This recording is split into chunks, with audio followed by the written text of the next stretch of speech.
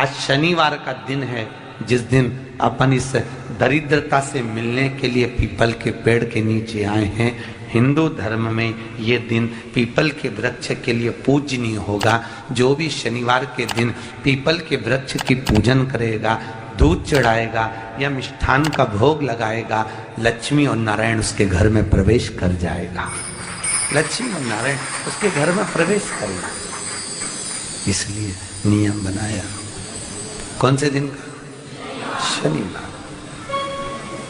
लक्ष्मी जी बोली, नारायण आपने तो एक दिन का वार लिख दिया। शंकर जी ने 7 वार बनाए हैं, रविवार, सोमवार, मंगल, बुध, गुरु, शुक्र और शनि। ये शिव जी ने बनाया। अब एक दिन आपने अपना बना लिया, बाकी के दिन अगर कोई इस पीपल के वृक्ष के नीचे आएगा और यहाँ तो दरिद्रता बैठी है, तो उसका क्या होगा? भगवान नारायण बोले, सुन दरिद्रता, तेरे से एक विनती है, अगर कोई भी मनुष्य इस पीपल के पेड़ के नीचे अगर 7 दिन में आता है और उसके हाथ में अगर कोई सामग्री होती है तो तू उसके घर में प्रवेश नहीं करेगी। नियम में पीपल के वृक्ष का या तो पानी का लोटा लेकर जाओ, कुंकू का चोपड़ा लेकर जाओ, शक्कर लेकर जाओ, या पेड़ के नीचे चींटी को डालने के लिए आटा ले जाओ, पर खाली हाथ पीपल के वृक्ष के नीचे कभी मत जाओ, कभी नहीं जाओ। खाली हाथ जाओगे तो दरिद्रता तुम्हारे घर में प्रवेश करेगी। दरिद्रता उठकर खड़ी होकर बोली, नारायण तुमने अपनी मनमानी करी है, एक दिन मुझे भी मेरा चाहिए। भगवान ने कहा, बोल कौन सा दिन चाहिए? दरिद्रता कहती है, रविवार के दिन इस पीपल के वृक्ष के नीचे मैं दिन भर नृत्य करूं, इसमें रहूं, और जो यहां आए रविवार को मैं उसके घर में प्रवेश करूं। भगवान ने कहा, ठीक है। दरिद्रता, रविवार का दिन एक ऐसा दिन रहेगा जिस दिन तू इस पीपल के वृक्ष के नीचे नृत्य करेगी और जो आएगा इस पीपल के वृक्ष के नीचे तो उसके साथ प्रवेश करेगी। मैंने तुझे वर दिया। इसलिए हमारे यहाँ केवल पीपल का वृक्ष अगर दीवार में भी लग जाता है ना, किसी की फैक्ट्री की दीवार में, किसी के घर की दीवार में पीपल का वृक्ष अगर लग जाता है, पीपल का पौधा लग जाता है, उसको कितना भी तोड़ लो वो वापिस लग जाएगा। फिर तोड़ोगे फिर लग जाएगा।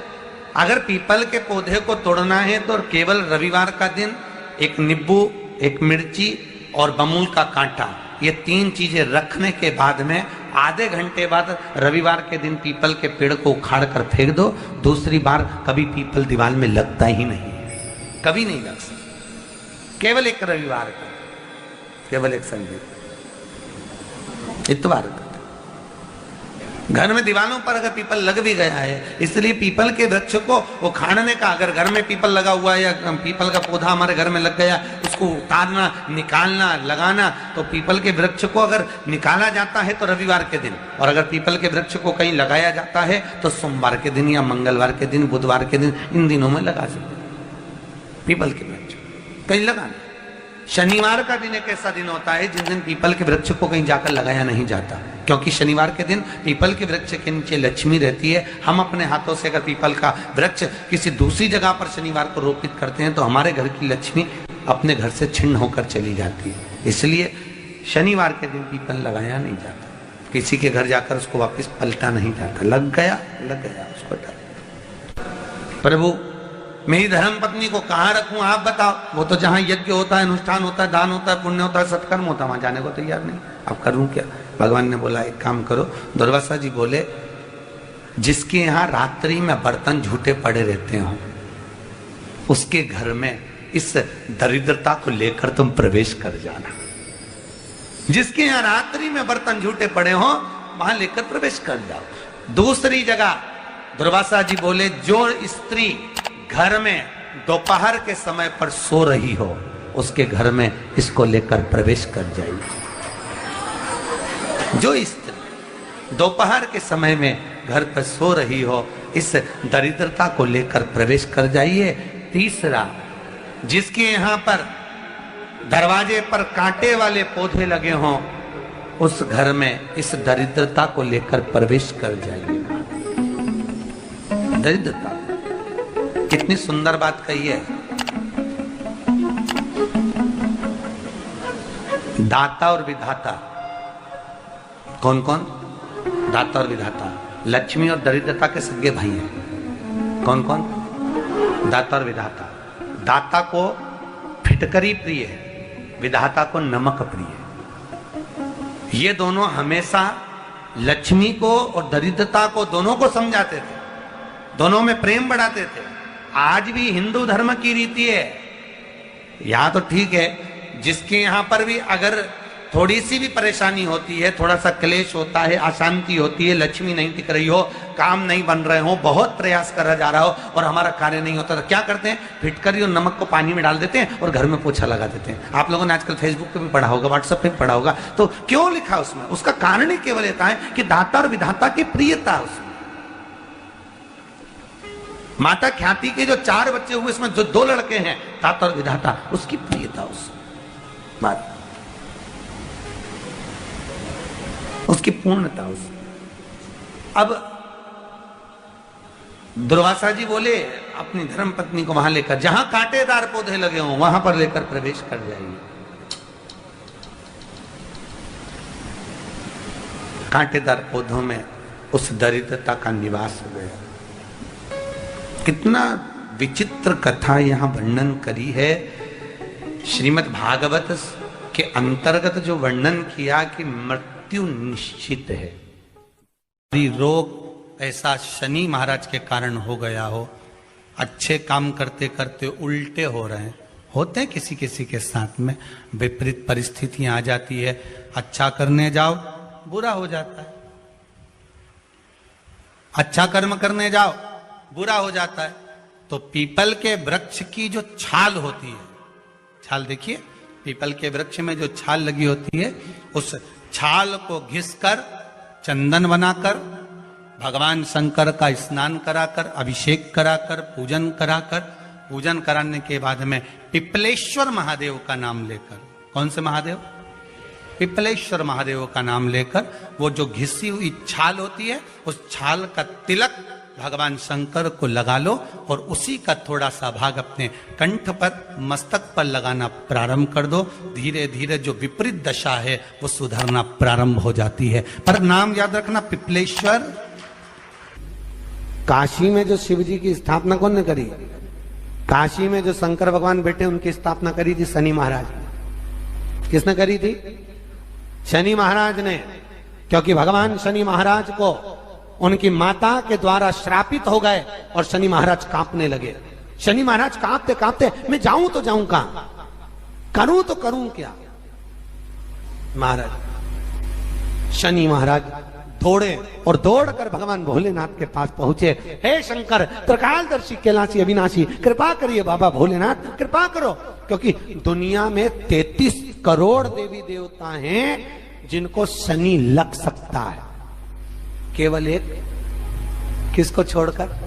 शिव को छोड़कर। राम जी को शनि लगा तो 14 वर्ष वनवास चले गए। कृष्ण को शनि लगा तो मथुरा छोड़कर द्वारका चले गए। शनि लगा।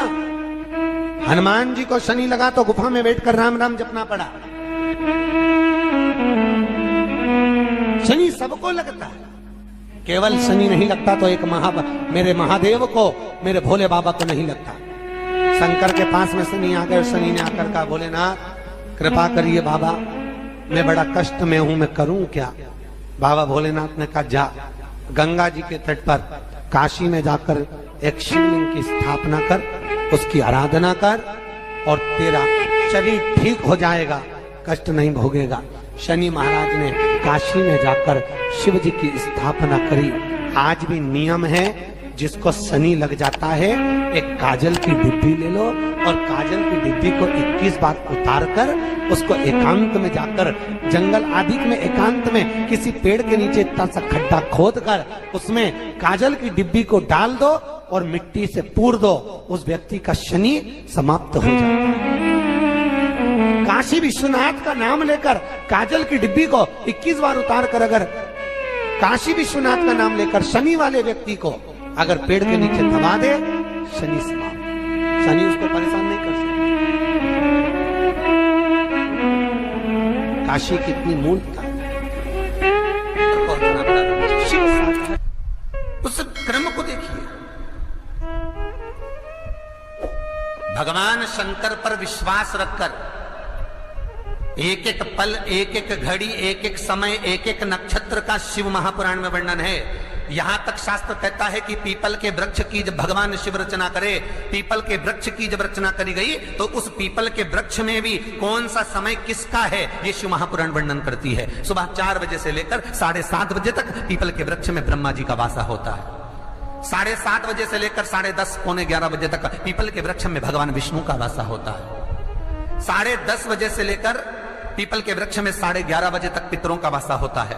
11:30 बजे से लेकर 12:30 बजे तक पीपल के वृक्ष में आहूतों का वासा होता है। 12:30 बजे से लेकर शाम को 4 बजे तक पीपल के वृक्ष में वासुकों का वासा होता है। 4 बजे से लेकर शाम को 7:30 बजे तक पीपल के वृक्ष में शंकर का वासा होता है। 7:30 बजे से लेकर 9:30 बजे तक पीपल के वृक्ष में कुबेर का वासा होता है। 9:30 बजे से लेकर फिर कुबेर के वृक्ष में अन्य देवों का वासा चालू हो जाता है। इसलिए हमारा हिंदू धर्म कहता है, हमारे शास्त्र कहते हैं कि पीपल के वृक्ष को जब पूजा जाता है, पीपल के वृक्ष की जब पूजन करी जाती है तो सुबह 10:30, 11, ज्यादा से ज्यादा 11:30, ज्यादा से ज्यादा 12, उसके पहले पीपल के वृक्ष की पूजन कर लेना चाहिए। रात को कुबेर का वासा होता है, इसलिए पीपल के वृक्ष में दीपावली के दिन रात्रि को 8:30 बजे से लेकर 9:30 बजे के बीच में जो पीपल के वृक्ष के नीचे घी का दिया लगाता है उसके घर में कभी संपदा की कमी नहीं आती है, क्योंकि कुबेर स्वयं विराजमान होता है पीपल के वृक्ष के नीचे। क्यों? क्योंकि 11:30 बजे से लेकर 12:30 बजे तक पीपल के वृक्ष में पितरों का वासा रहता है, आहूतों का वासा रहता है, फिर वासुकों का वासा आता है। पितृ किसको कहते हैं? महाराज जो पूरी उम्र लेकर चले गए और उनके भीतर अभिलाषाएं बहुत थी, मैं ये भी करना चाहता हूं, मैं ये भी करना चाहता हूं, वो पितृ हो जाते हैं। आहूत किसको कहते हैं? जिस माता के गर्भ में बच्चा जन्म ले और मर जाए, या 6 महीने का गर्भ धारण करने के बाद अवर्षण हो जाए, जीव पड़ने के बाद 6 महीने के बाद अगर बच्चा गर्भ में भी शांत हो जाता है, कुंवारी अवस्था में शांत हो जाता है, जिसका विवाह नहीं हुआ ऐसा बच्चा जब शांत हो जाता है, अधोगति में कोई मर जाता है, सुसाइड कर एक्सीडेंट में किसी भी रूप में मर जाता है, तो वो आहूत कहलाता। शनिवार के दिन जो पीपल के वृक्ष में सरसों के तेल का दीप लगाता है उसको शनि कभी परेशान नहीं करता। एक बात हमेशा ध्यान रखिएगा, मान लो अगर कोई भारी रोग ऐसा शनि महाराज के कारण हो गया हो, अच्छे काम करते करते उल्टे हो रहे हैं, होते हैं किसी किसी के साथ में, विपरीत परिस्थितियां आ जाती है, अच्छा करने जाओ बुरा हो जाता है, अच्छा कर्म करने जाओ बुरा हो जाता है। तो पीपल के वृक्ष की जो छाल होती है, छाल देखिए, पीपल के वृक्ष में जो छाल लगी होती है, उस छाल को घिसकर चंदन बनाकर भगवान शंकर का स्नान कराकर, अभिषेक कराकर, पूजन कराने के बाद में पिपलेश्वर महादेव का नाम लेकर, कौन से महादेव? पिपलेश्वर महादेव का नाम लेकर वो जो घिसी हुई छाल होती है उस छाल का तिलक भगवान शंकर को लगा लो और उसी का थोड़ा सा भाग अपने कंठ पर, मस्तक पर लगाना प्रारंभ कर दो। धीरे धीरे जो विपरीत दशा है वो सुधरना प्रारंभ हो जाती है। पर नाम याद रखना, पिपलेश्वर। जम ना भी दुख, विपदा, कष्ट सम्मुख में खड़ा हुआ हो, कितना भी दुख, पूंजी धन की अगर आपको कमी पड़ रही है और ऐसा लग रहा है कि मेरे पास में कुछ भी नहीं, हम तो यहां तक कहेंगे कोई मकान बना रहे हो, बेटी का विवाह कर रहे हो, बेटे का विवाह कर रहे हो, कोई अच्छा कार्य कर रहे हो, धन संपदा की भी कमती दिखे तो समय पर कांता भगवान का स्मरण कर, कांता चक्र का स्मरण कर, शिव और नारायण का नाम लेकर, एक बेलपत्र, एक शमी पत्र, एक श्वेत पुष्प, एक लाल पुष्प, दोनों हाथ में लेकर भगवान शंकर के अशोक सुंदरी के स्थान पर अगर समर्पित करा जाए तो संपदा की भी कमी नहीं आती। वो कांता चक्र है जो नारायण के। यहां तक शिव महापुराण की कथा कहती है, अगर कोई विद्वत ब्राह्मण ने आपको बताया है कि आपके घर में पितृदोष है कोई विद्वान ब्राह्मण ने बता दिया कि आपके घर में काल सर्प दोष है, कोई विद्वान ब्राह्मण ने बता दिया कि आपके यहाँ पर ये वास्तु दोष है और इस दोष को मिटाना जरूरी है।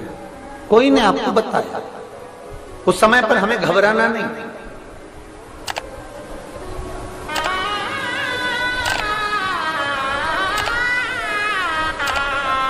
उस समय में घबराने का क्रम नहीं है। कहते हैं पीपल का जो जल झड़ता है पीपल के वृक्ष से, आप लोगों ने कभी देखा है कि नहीं देखा, वो हमको नहीं मालूम।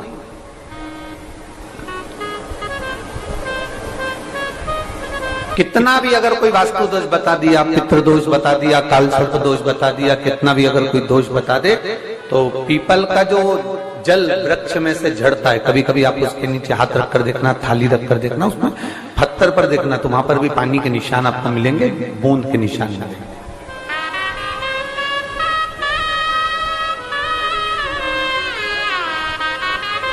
मात्र उस पीपल के वृक्ष के जल की एक बिंदी, एकमात्र बिंदी, शंकर भगवान का जो शिवलिंग है जलाधारी है, चरण है, गणेश कार्तिकेय का स्थान है, अशोक सुंदरी का स्थान है, और प्रत्येक जलाधारी में से पानी बीच में से आकर नीचे की ओर गिरता है, नीचे की ओर गिरता है। आप लोगों के स्मरण में हमने पहले भी बताया कि राइट में किसका स्थान है, गणेश जी का, लेफ्ट में कार्तिकेय, बीच में अशोक सुंदरी, ये क्या है, पार्वती जी का हस्त कमल शिवलिंग, और ऊपर से जो जल एक एक बूंद शंकर जी के शिवलिंग पर गिर रहा है, वो शंकर जी की 5 लड़कियां जया, विषहरा, शामली बारी, दौतली और देव, शंकर जी की 5 लड़कियों एक एक बूंद पानी शिव जी पर गिरा। जहां जल नीचे गिरता है उस स्थान से जहां तक जल बहकर जा रहा है उस स्थान तक 33 कोटि देवताओं का स्थान, 33 कोटि देवताओं का स्थान। अब जहां पानी आया, जहां नीचे गिरा, उसके बीच में जो स्थान होता है, आप लोगों ने देखा है कि नहीं देखा? जिनने देखा है जरा हाथ उठाओ। ये पानी जैसे यहां तक आया और यहां के बाद नीचे गिरेगा, तब वो नाली के माध्यम से बाहर जाएगा। तो जितनी दूर यहां से वो नीचे की ओर जो गिर रहा है, यहां से वो नीचे की ओर जो पानी जा रहा है, ये जो स्थान होता है, ये हमारे 3 दोषों को निवारण तुरंत कर देता है। एक हमारा पितृदोष, एक हमारा काल सर्प दोष और एक हमारा वास्तु दोष का निवारण ये तुरंत करता है।